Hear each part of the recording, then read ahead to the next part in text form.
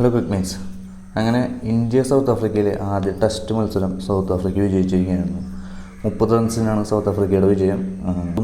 അപ്രതീക്ഷിതമായൊരു തോൽവി തന്നെയാണ് ഇന്ത്യ നേരിട്ടത്. കാരണം ആദ്യ 2 ദിവസവും ഇന്ത്യക്ക് മുൻതൂക്കം ഉണ്ടായിരുന്ന ഒരു മത്സരത്തിൽ 3-ാം ദിവസം കളി മാറുകയാണ് ഉണ്ടായിരുന്നത്.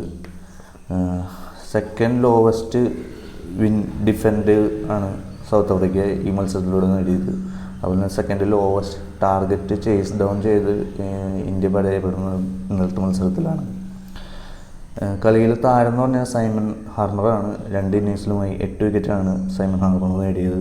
അതുപോലെ തന്നെ 2-ാം ഇന്നിങ്സിൽ ക്യാപ്റ്റൻ ബൗമയുടെ ഒരു ഇന്നിങ്സും വളരെ നിർണായകമായി സൗത്ത് ആഫ്രിക്കൻ വിജയത്തിൽ.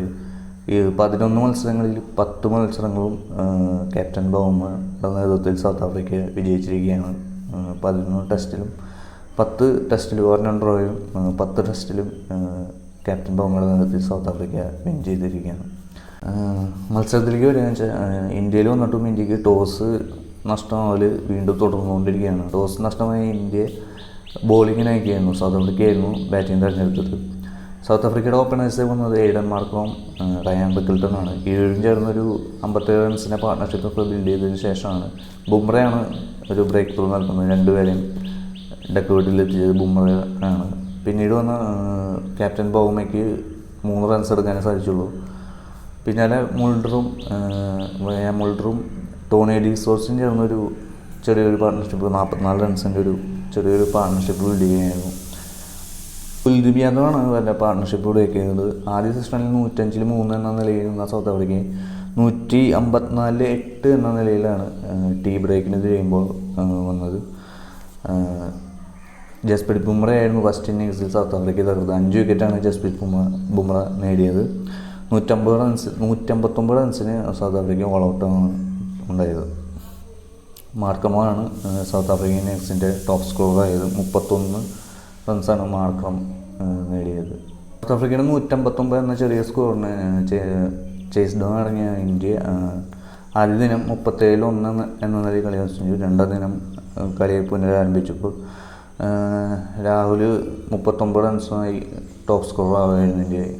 സൗത്ത് ആഫ്രിക്കൻ ഇന്നിങ്സിൻ്റെ അതേ മൂഡിൽ തന്നെയായിരുന്നു ഇന്ത്യ ഇന്നിങ്സ്. കൃത്യമായ ഇടവേളയിൽ വിക്കറ്റുകളും നഷ്ടമായിരുന്നു. ശുഭ്മാൻ ഗില്ലിൻ്റെ ഒരു ഇഞ്ചേർഡ് ഇന്നിങ്സിൽ കാണാം.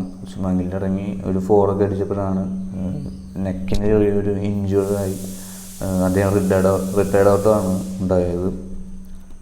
പിന്നെ പന്തും ജഡേജയും ചെറിയൊരു 20-27 റൺസ് ചെയ്തെടുത്ത് ചെറിയൊരു ഇന്നിങ്സൊക്കെ കളിച്ച് ഇന്ത്യൻ സ്കോർ 189 എത്തിച്ചു.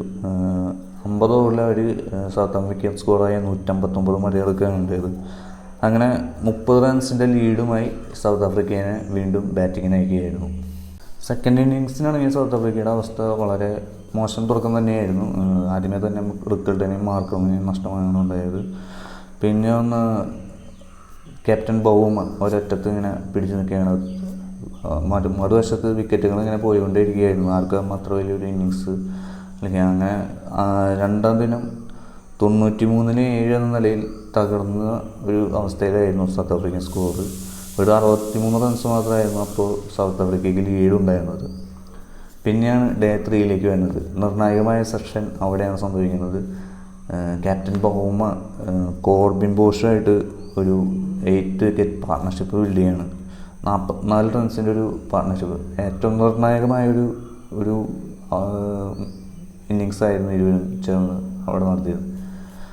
ഈ 44 റൺസിൻ്റെ പാർട്ട്ണർഷിപ്പായിരുന്നു സൗത്ത് ആഫ്രിക്കൻ ടീമിൻ്റെ ഒരു വിജയത്തിന് വളരെ നിർണായകമായി തോന്നിയിരുന്നു. ക്യാപ്റ്റൻ ബൗമ ഒരറ്റത്ത് പിടിച്ചു നിന്നു. അതുപോലെ കോർബിൻ ബോഷ് നല്ല ഒരു സപ്പോർട്ട് ബൗമയ്ക്ക് കൊടുത്തു. അങ്ങനെ ഇരുവരും ചേർന്ന് 44 റൺസിൻ്റെ പാർട്ട്ണർഷിപ്പ് വിടിയതിനു ശേഷമാണ് പുറത്തായത്. അങ്ങനെ ഇന്ത്യക്ക് 124 റൺസിൻ്റെ വിജയലക്ഷ്യമാണ് സൗത്ത് ആഫ്രിക്ക മുന്നിൽ വെച്ചത്. ബൗമ 55 റൺസുമായിട്ടാണ് പുറത്താകുന്നത്. നല്ലൊരു ഫൈറ്റ് ബാക്ക് ഇന്നിങ്സ് തന്നെയായിരുന്നു ബൗമയുടെ ഭാഗത്തുനിന്ന് വന്നത്. 124 റൺസ് ചേസ് ചെയ്യാനിറങ്ങിയ ഇന്ത്യ ആദ്യമേ തന്നെ മാർക്കോ ജോൺസനെ എത്തിക്കുകയാണ് ഉണ്ടായത്. ജയ്സ്വാളിനെയും രാഹുലിനെയും ആദ്യ 3 ഓവറുകളിൽ തന്നെ പുറത്താക്കുകയും പിന്നാലെ വന്ന വാഷിങ്ടൺ, ജഡേജ എന്നിവരുടെ ധ്രുവ് ജുറലൊക്കെ അധികം കളിക്കാൻ അനുവദിക്കാതെ ഇരുവരെയും ധ്രുവ് ജുറലൊക്കെ ഒരു അറ്റാക്കിംഗ് ഷോട്ട്, അനാവശ്യമായ ഷോട്ടിലൂടെയാണ് പുറത്താകുന്നത്. അതുപോലെ തന്നെ പന്തും ഒരു അനാവശ്യമായ ഷോട്ടിലൂടെയാണ് പുറത്തായി പോണത്. പിന്നെ അക്സർ പട്ടേൽ വന്നു. അക്സർ പട്ടേൽ അവസാനം ഒരു അറ്റാക്കിംഗ് 6ഉം 4ഒക്കെ അടിച്ച് ഒരു കളി പെട്ടെന്ന് ജയിപ്പിക്കും. അതായത് മറുവശത്ത് ഇങ്ങനെ വിക്കറ്റുകൾ വീണുകൊണ്ടിരിക്കും, എങ്ങനെയും കളി ജയിക്കണം എന്നുള്ളൊരു മൈൻഡിലായിരുന്നു അക്സർ പട്ടേലിൻ്റെ ബാറ്റിങ്. 93 റൺസിന് ഓൾ ഔട്ടാണ് ഉണ്ടായത്. 30 റൺസിനായിരുന്നു ഇന്ത്യയുടെ തോൽവി. ക്യാപ്റ്റൻ ബൗമയുടെ ഒരു ഇന്നിങ്സ് എടുത്ത് പറയാനുണ്ടായിരുന്നു. പുള്ളിയുടെ ഒരു ഇന്നിങ്സാണ് സൗത്ത് ആഫ്രിക്കൻ വിജയത്തിന് വളരെ നിർണായകമാണ്. അപ്പോൾ അടുത്ത മാച്ചിൻ്റെ വിശേഷങ്ങളുമായി വീണ്ടും കാണാം. നിങ്ങൾ ഈ ചാനലൊന്ന് സബ്സ്ക്രൈബ് ചെയ്യുക.